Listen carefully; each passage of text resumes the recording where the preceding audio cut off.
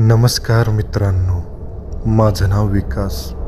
मी तुम्हाला आजची जी कथा सांगणार आहे ती माझ्या काकासोबत घडलेली एक सत्य घटना आहे. माझे काका त्यावेळी पोस्टामध्ये काम करायचे.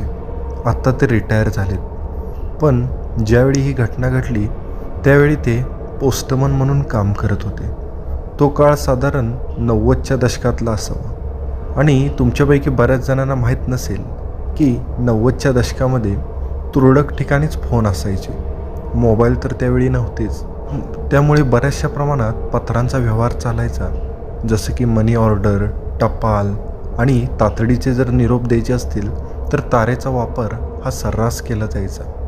आणि त्यामुळं प्रत्येक घरातली लोक ही पोस्टमनची वाट बघत असायची. माझ्या काकांचं नाव विलास. ते आमच्या शेजारच्याच गावामध्ये पोस्टमन म्हणून रुजू झाले होते. आणि त्या 90च्या काळामध्ये आत्तासारख्या गाड्यांची सोय नव्हती. त्यावेळी सायकलवरूनच त्यांना पत्र घरोघरी पोचवावी लागायची. ते सकाळी 8 वाजता घरातून बाहेर पडायचे आणि साधारणतः संध्याकाळी 5-5:30 वाजेपर्यंत घरी परत यायचे. आणि एखाद्या दिवशी जर कामाचा लोड जास्त असेल, म्हणजे पत्र जर जास्त असतील, तर त्यांना कधीकधी घरी यायला अंधार पण होऊन जायचा. आणि त्यावेळी दिवाळीचा सण जवळ आलेला होता, त्यामुळं काकांवर कामाचा लोड जास्तच होता. आणि त्या दिवशी कामाचा लोड जास्त असल्यामुळे त्यांना घरी यायला उशीर झाला. पण नेहमी ते 8-8:30 वाजेपर्यंत घरी यायचेच. पण त्या दिवशी मात्र काकांसोबत रुजू असलेला दुसरा पण पोस्टमन कामावर नसल्यामुळं काकांवर डबल ताण पडला. आज त्यांना 10:30 वाजून गेले होते, ते पण पोस्टामध्येच. त्यामुळे काका थोडीशी घाईच करायला लागले होते. त्यांनी पटकन त्यांची बॅग त्यांच्या खांद्याला अडकावली आणि ते त्यांच्या सायकलवर बसून घराकडे निघाले. तसं काका ज्या गावामध्ये कामाला होते ते गाव आमच्या गावापासून एक 4 किलोमीटरच्या अंतरावर होतं. अचानक काकांच्या काय मनात आलं काय माहिती, आणि काकांनी आमच्या गावाकडे येणाऱ्या एका शॉर्टकट रस्त्याने घरी यायचं ठरवलं. त्यासाठी काकांनी डाव्या बाजूला त्यांची सायकल वळवली आणि ते त्या कच्च्या रस्त्याने घराची वाट चालायला लागले. तसं त्या कच्च्या रस्त्याने ते बऱ्याच वेळा गेले होते, पण ते दिवसा गेले होते आणि त्यांना तो रस्ता चांगला माहिती पण होता. पण त्या रस्त्याने संध्याकाळी येण्याची ही मात्र पहिलीच वेळ होती. आणि विशेष म्हणजे तो रस्ता शेतातून आणि बांधातून जात असल्यामुळे त्या रस्त्याच्या आजूबाजूला फारशी घरं नव्हती. फक्त एक ठिकाणी एक घर लागायचं. ते घर पण नेहमी बंद असायचं, कारण त्या घरामध्ये कोणीच राहत नव्हतं. 2-3 वर्षापूर्वी त्या घरामध्ये एक म्हातारी राहत होती, पण तिची मुलं शिक्षण झाल्यानंतर शहरामध्ये निघून गेली आणि तिथं शिकून कामाला लागली. लग्न करून ती तिथंच राहिली. त्यानंतर ते कधी त्यांच्या म्हाताऱ्या आईला बघायला पण आले नाहीत. आणि त्या बिचारीने मुलांचं नाव घेतच त्याच घरामध्ये जीव सोडला. तेव्हापासून त्या घराकडे कधीच कुणीच फिरकलं नाही. आता माझे काका त्या रस्त्याने थोडं पुढं जात होते आणि त्याच रस्त्याला थोडंसं पुढं गेल्यानंतर डाव्या बाजूला ते सुनसान घर होतं, जिथं त्या म्हाताऱ्या बाईचा जीव गेलेला होता. रस्त्याला बरेचसे खड्डे असल्यामुळे ते हळूहळू रस्त्याने पुढं जात होते. आणि एक 5 मिनिटाचं अंतर कापून पुढं गेल्यानंतर अचानक काकांच्या समोर ते बंद असलेलं घर आलं. पण अचानक त्या घराच्या पुढं गेलं की काकांना असं वाटायला लागलं की त्यांच्या सायकलला मागून कुणीतरी ओढून धरलेलं आहे आणि आपल्या सायकलची टायरं चिखलामध्ये रुतलेली असावी, कारण त्यांना सायकल पुढं हाकण्यासाठी बरीचशी ताकद लावावी लागत होती. असं कधीच झालं नव्हतं. त्यांना आता एवढी ताकद लावावी लागत होती की त्यांना धाप लागली. तसे ते सायकलवरून खाली उतरले आणि हाताने ढकलत सायकल पुढं न्यायला लागले. तरी पण सायकल पुढं जात नव्हती. त्यांनी खाली बघितलं तर खाली चिखल पण नव्हता. आणि त्यांनी झटकन मागं वळून बघितलं तर मागे पण कुणी नव्हतं. आणि अचानक त्या घराच्या गेटच्या एकदम समोर गेल्यानंतर सायकल पूर्णपणे थांबली, जसं की सायकलचं चाक जमिनीने गिळलेलं असावं. त्यांना पण चांगलीच धाप लागली होती. त्याच्यासाठी त्यांनी आता ठरवलं की थोडा वेळ विसावा खाऊन नंतर सायकल ढकलूया.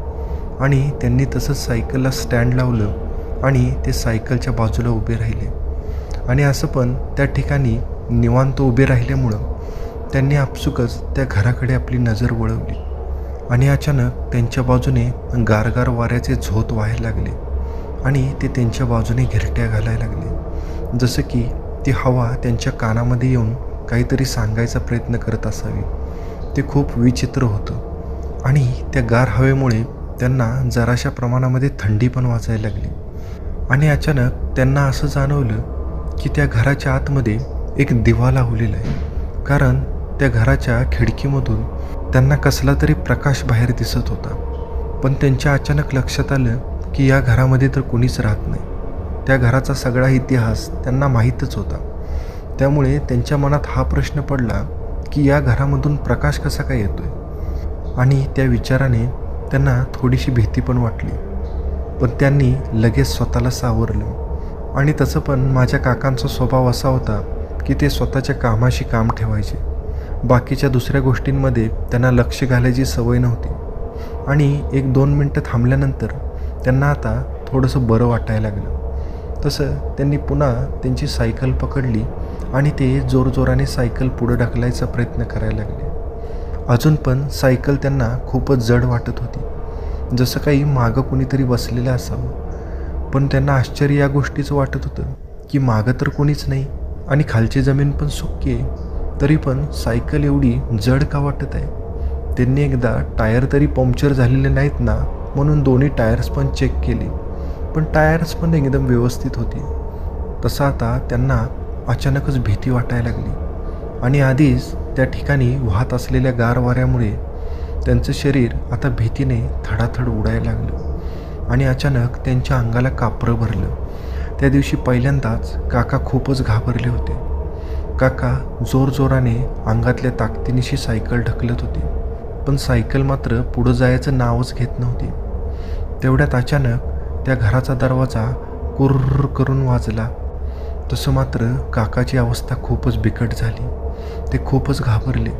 त्यांनी त्या घराकडे बघायचंच नाही असं ठरवलं. आणि तेवढ्यात त्या दरवाजाजवळून काकांना आवाज आला, विलास, विलास. तसं काकांनी दचकून त्या घराकडे बघितलं आणि बघतात तर काय, त्या घराचा दरवाजा पूर्णपणे उघडलेला होता आणि त्या घराच्या दरवाज्यातून एक आकृती बाहेर आलेली होती.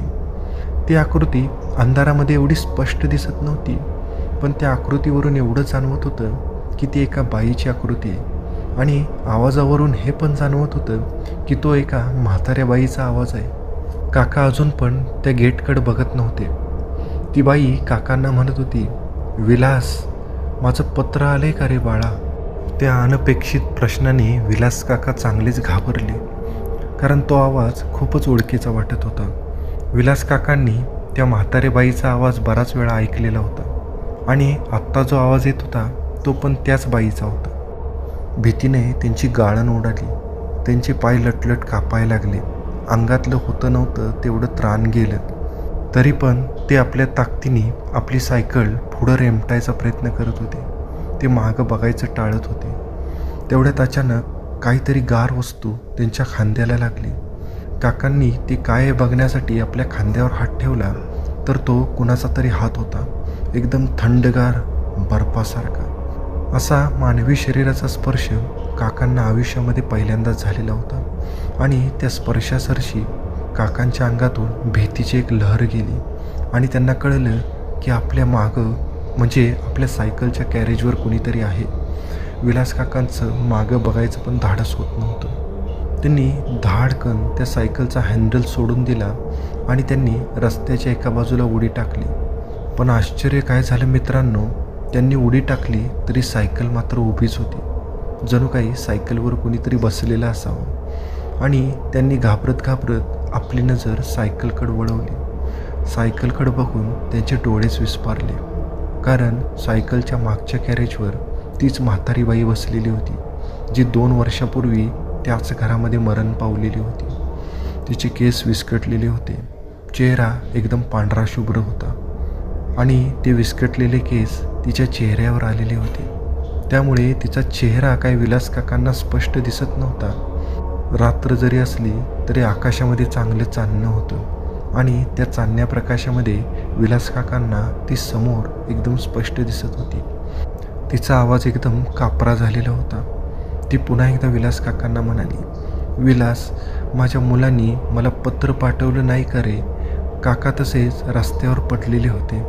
त्यांनी स्वतःला सावरलं आणि ते हळूहळू उठले आणि त्यांनी तिच्याकडे बघत तिला सांगितलं की "नाही मावशी, तुमचं कुठलंच पत्र किंवा मनी ऑर्डर आलेलं नाही, पण अजून बरीचशी पत्र पोस्टामध्ये आहेत. मी उद्या पोस्टामध्ये व्यवस्थित बघतो आणि तुमचं जर पत्र असेल तर मी तुम्हाला उद्या नक्की आणून देतो." असं म्हणल्यानंतर ती बाई जोरजोराने रडायला लागली. तिचं रडणं खूपच विचित्र होतं आणि ते रडणं बघून विलास काकांना अजूनच भीती वाटायला लागली. ती खूपच विक्षिप्तपणे रडायला लागली होती आणि जोरजोराने आपल्या छातीवर हात मारून आपली छाती बडवून घ्यायला लागली होती. त्यावेळी विलास काकांना भीतीबरोबर वाईट पण वाटत होतं. कारण ज्या बाईनं आपल्या मुलांच्या शिक्षणासाठी आपलं आयुष्य घालवलं होतं, एवढ्या गरिबीतनं आपल्या मुलांना शिकवलेलं होतं, त्याच मुलांनी आपल्या आईकडं मरणाच्या वेळीसुद्धा पाठ फिरवली होती. ह्याच्यापेक्षा मोठं दुःख त्या आईच्या आयुष्यामध्ये दुसरं काय असणार आहे. ती तशी चित्कारत आणि टाहो फोडत सायकलवरून उतरली. तशी सायकल धाडकन खाली पडली आणि ती दणादण पावलं आदळत तिच्या घराकडे चालायला लागली. ती तिच्या घराच्या मेन गेटजवळ गेली तसा तो मेन गेट आपोआप उघडला. ती आतमध्ये गेली आणि घराच्या मेन दरवाजाजवळ गेली आणि त्या दरवाजामधून आतमध्ये लुप्त झाली. विलास काका कितीतरी वेळ त्या घराकडे संमोहित झाल्यासारखे बघतच होते आणि बऱ्याच वेळानंतर ते भानावर आले आणि त्यांना कळलं की त्यांच्याबरोबर काय घडले. तसे ते झटपट उठले आणि आपलं अंग झाडायला लागले. झटकन ते आपल्या सायकलजवळ गेले आणि त्यांनी आपली सायकल उचलली आणि ते सायकल पुढं ढकलायला लागले. आणि काय आश्चर्य, आता विलास काकांची सायकल एकदम हलकी झालेली होती. तसं त्यांनी सुटकेचा निश्वास सोडला